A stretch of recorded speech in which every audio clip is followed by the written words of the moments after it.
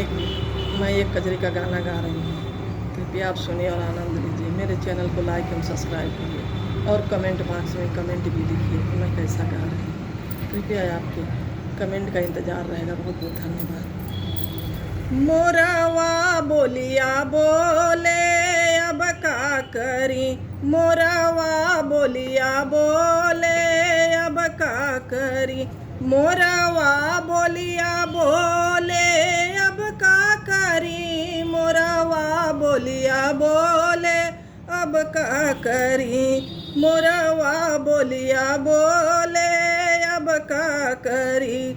जब हम भैनी 5 बरिस के, जब हम भैनी 5 बरिस के, बाबा कैले बियाहवा अब का करी, बाबा कैले बियाहवा अब का करी, मोरवा बोलिया बोले अब का करी। जब हम भैनी 8 बरिस के, जब हम भैनी 8 बरिस के, बाबा कैले गवनवा अब का करी, सैया मांगे गवनवा अब का करी, मोरवा बोलिया बोले अब का करी, मोरवा बोलिया बोले अब का करी, मोरवा बोलिया बोले अब का करी।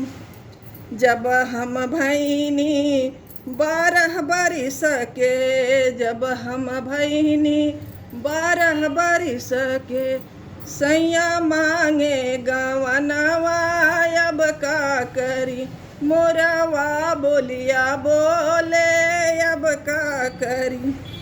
जब हम भैनी 16 बरिस के, जब हम भैनी 16 बरिस के, सैया लाए सवतिया अब का करी, मोरवा बोलिया बोले अब का करी, मोरवा बोलिया बोले अब का करी।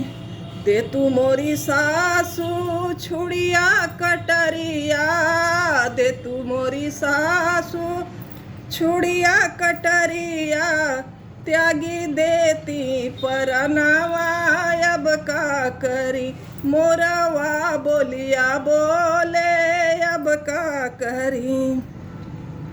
काहे के बहुअर तजबू परनवा, काहे के बहुअर त्यागबू परनवा, नैहर चली जई तू अब का करी, नैहर चली जई तू अब का करी।